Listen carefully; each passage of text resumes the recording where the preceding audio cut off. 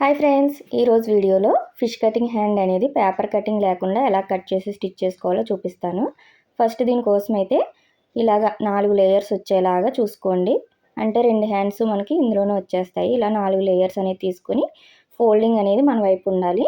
ఇలా కొంచెం ఎక్కువ క్లాతే తీసుకోవాలి, ఎందుకంటే మనం పేపర్ పైన కట్ చేయట్లేదు కదా, అందుకోసం. ఫస్ట్ ఇక్కడ 3 ఇంచెస్కి మార్క్ చేసుకోండి. ఇది అనేది మనం ఎక్స్ట్రా తీసుకుంటాము. ఈ 3 ఇంచెస్ దీంట్లోనే మనం ఫిష్ కటింగ్ అనేది కట్ చేస్తాం. ఇక్కడ ఈ 3 ఇంచెస్కి మార్క్ చేసిందంతా కూడా ఇలా లైన్ అనేది డ్రా చేసేసుకోండి. వీళ్ళ హ్యాండ్ లెంత్ వచ్చేసి 6 ఇంచెస్ పెట్టమన్నారు. 1 ఇంచ్ కలుపుకొని ఇలాగ 7 ఇంచెస్ దగ్గర ఒక మార్కింగ్ అనేది చేసుకోవాలి. పైన కింద 1/2 ఇంచ్ ఖర్చు కలుపుకొని 7 అవుతుంది మనకి. ఇప్పుడు ఈ లైన్ అనేది ఇలా డ్రా చేసేసుకోండి. మనం ఈ ఎక్స్ట్రా అనేది 3 ఇంచెస్ తీసుకున్నాం కదా, దీని దగ్గర కూడా మనము 7 ఇంచెస్ అనేది ఇలా పెట్టుకొని పైన లైన్ అనేది డ్రా చేసుకోవాలి. కరెక్ట్గా ఉండాలి. ఇలా స్కేల్ పెట్టుకొని డ్రా చేసుకోండి. ఇది 38 సైజ్ అండి. అందుకోసమని చెప్పి మనము 3.5 చంక డౌన్ తీసుకుంటున్నాము. ఇలా 3.5 దగ్గర ఒక మార్కింగ్ చేసుకోండి. ఇప్పుడు దీన్ని కూడా క్రాస్ అనేది వెళ్లకుండా ఇలా స్ట్రైట్గా లైన్ అనేది డ్రా చేసుకోవాలి స్కేల్తో. ఇప్పుడు మనము వీళ్ళ హ్యాండ్ లూజ్ వచ్చేసి 12.30 ఉంది కదా, దాన్ని ఇలాగా సగానికి అనేది చేసుకోండి. ఇప్పుడు మనకి చూసారు కదా, 6.5కి ఒక గీత అనేది తక్కువ ఉంది. సేమ్ అదే మార్కింగ్ అనేది ఇలా మార్క్ చేసుకోండి. అలానే ఇక్కడ వచ్చేసి ఇది పెద్ద సైజ్ అన్నాను కదా, దానికోసం అయితే చంక రౌండ్ 8 ఇంచెస్ ఉంది వెళ్ళి బ్యాక్ పార్ట్ నుంచి తీసుకున్నాను. ఆ 8 ఇంచెస్ ఇక్కడ మార్క్ చేసుకోండి. మీరు ఆది బ్లౌజ్ నుంచి తీసుకున్న ఆర్మ్ లూజ్ అనేది క్రాస్గా పెట్టుకొని మార్క్ చేసుకోవాలి. అలానే కింద పైన 2 ఇంచెస్ ఖర్చుకి పెట్టుకోండి ఇలాగా. ఇప్పుడు ఇది పెద్ద సైజ్ కాబట్టి ఇక్కడ నుంచి 2.5కి ఒక మార్కింగ్ చేసుకోండి. మనం ఎక్కడైతే తీసుకున్నామో అక్కడి నుంచే చూసుకోవాలి. ఈ 3 ఇంచెస్ వదిలేయండి.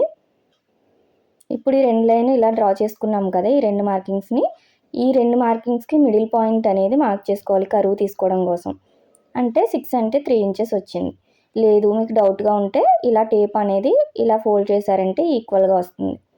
ఇప్పుడు ఇక్కడ మిడిల్లో మార్క్ చేసాం కదా, స్టార్టింగ్ నుంచి 1.5 దగ్గర ఇలాగ ఒక మార్కింగ్ చేసుకోండి. చిన్న సైజ్ అయితే 1 ఇంచ్ దగ్గర మార్క్ చేసుకోండి. ఇప్పుడు ఈ 1.5 అలానే మిడిల్ పాయింట్ మార్క్ చేసాం కదా, ఈ రెండింటికి కరువు స్కేల్ అనేది ఇలా పెట్టారు అంటే మీకు ఆర్మ్ రౌండ్ అనేది చాలా నీట్గా వచ్చేస్తుంది. కరెక్ట్గా ఎగ్జాక్ట్గా ఎలా కుదురుతుందో అలా సెట్ చేసుకొని ఈ రౌండ్ అనేది ఇలా మార్క్ చేసేసుకోండి. కొత్త వరకు చాలా ఈజీగా ఉంటుందండి స్కేల్ అనేది ఉంటే. ఇప్పుడు ఈ మిడిల్ నుంచి కిందకి ఇలా లోపలికి అనేది ఒక 1/4 ఇంచ్ ఇలా లోతు తీసుకోవాలి. ఇలా తీసుకున్నాము అంటే మనకి చంక దగ్గర నుడతలు అనేది రాదండి. ఇప్పుడు ఈ 2 లైన్ని ఖర్చు మార్కింగ్స్ని స్కేల్తో డ్రా చేసుకోవాలి. ఇప్పుడు యాజ్ ఇట్ ఈజ్ ఎలా ఉందో అలా కట్ చేసేసుకోండి.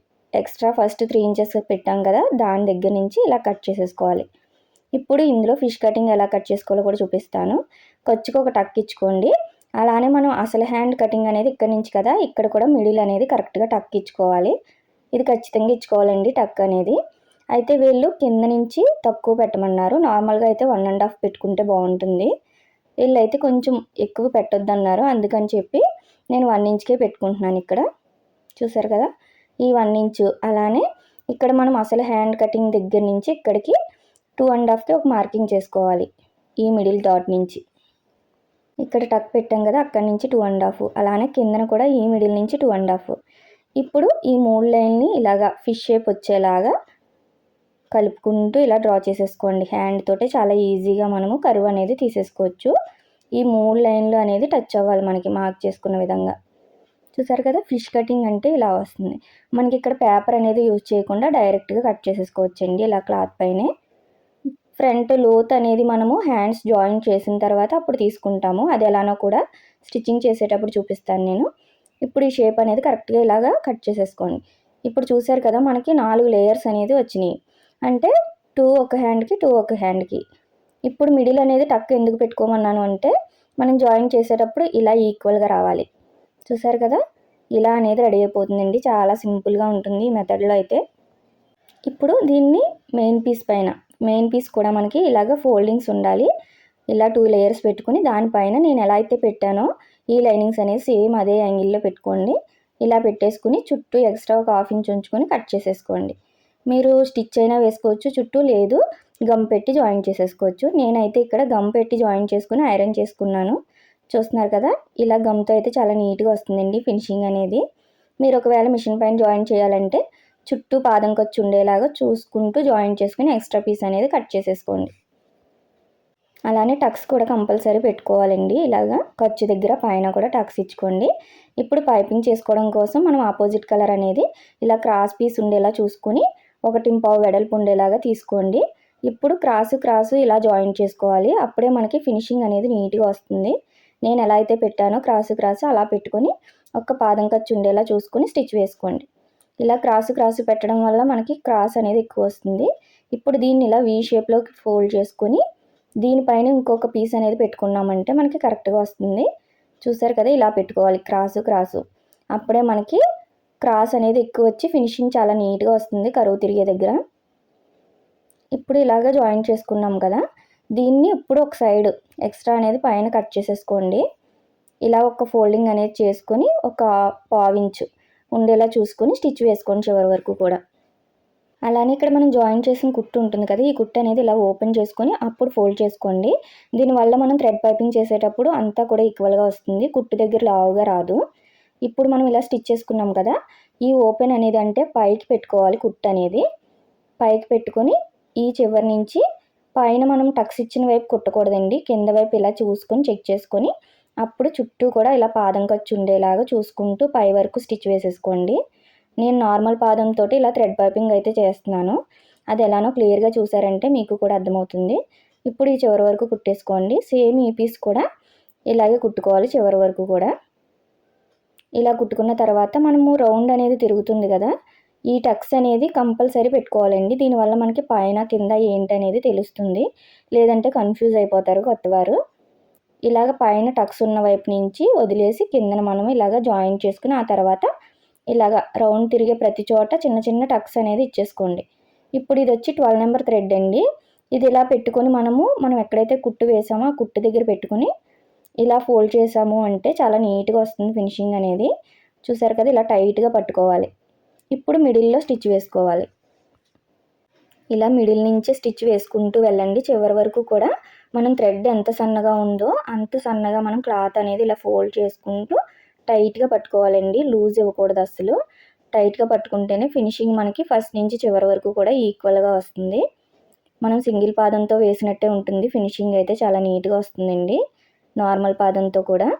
చూస్తున్నారు కదా, ఈ కరుస్ తిరిగే దగ్గర కూడా టైట్గా పట్టుకోండి, చాలా నీట్గా వస్తుంది అప్పుడే ఫినిషింగ్ అనేది. మీరు లూజ్ వదిలారు అంటే మనకి ఎక్కువగా లావుగా వచ్చినట్టు అక్కడక్కడ లావు వచ్చేస్తుంది. చూసారు కదా, టైట్గా పట్టుకుంటే ఇంత నీట్ ఫినిషింగ్ అయితే వస్తుంది చివరి వరకు కూడా. నార్మల్ పాదంతో వేసినట్టే ఉండదండి అస్సలు, సింగిల్ పాదంతో వేసినట్టే ఉంటుంది ఫినిషింగ్ అనేది. ఇలా రెండు కూడా తయారు చేసుకున్నాం కదా, ఇప్పుడు లోపల కూడా ఇలాగా ఎక్స్ట్రా ఉన్నదంతా కూడా ఒక పాదం ఖర్చు ఉంచుకొని ఇలా స్టిచ్ వేసుకోండి. ఇలా వేసుకోవడం వల్ల మనకి హెమ్మింగ్ చేసే పని కూడా ఉండదు. చూసారు కదా, మొత్తం ఇలాగ 4 కూడా రెడీ చేసి పెట్టుకోండి. ఇప్పుడు ఈ టక్స్ అనేది కరెక్ట్గా ఉన్నాయా లేదా అనేది చూసుకునే ముందు ఒకటి ఆపోజిట్లో పెట్టుకోవాలండి, ఒకదానికొకటి. అది ఎలానో చూపిస్తాను. ఫస్ట్ ఒక హ్యాండ్ ఇటు పెట్టాం కదా, ఇంకొక హ్యాండ్ అనేది ఇటు పెట్టుకోవాలి. చూడండి క్లియర్గా, ఒకటి ఇటు ఉంది కదా, ఒకటి అనేది ఇటు సైడ్కి ఉండాలి. అప్పుడే మనకి లోత్ తీసిన రెండు ఫ్రంట్ వైపుకి కరెక్ట్గా వస్తాయి. చూసారు కదా, ఇలా పెట్టుకుని కదలకుండా పిన్ అనేది పెట్టేసుకోండి. ఈ టక్స్ రెండు కూడా ఈక్వల్గా ఉండాలి, అప్పుడే కరెక్ట్గా వస్తుంది మనం తీసుకున్నట్టు. ఇప్పుడు ఇలా పెట్టుకొని స్టిచ్ అనేది వేసుకునే ముందు పిన్ పెట్టుకోండి, కదలకుండా ఉంటుంది. మీరు కంపల్సరీ ఇలా జాయిన్ చేయకముందే నేను చెప్పినట్టు ఒకదానికొకటి ఆపోజిట్లో ఉన్నాయా లేదా అనేది చూసుకుని ఆ తర్వాత స్టిచ్ వేసుకోండి. ఇప్పుడు ఇక్కడ వరకు కూడా ఇలా స్టిచ్ వేసేసుకోండి. ఈ ఎక్స్ట్రా ఉన్న కొంచెం కట్ చేసుకోవాలి, పైన కరువు అనేది కరెక్ట్గా ఉండాలి.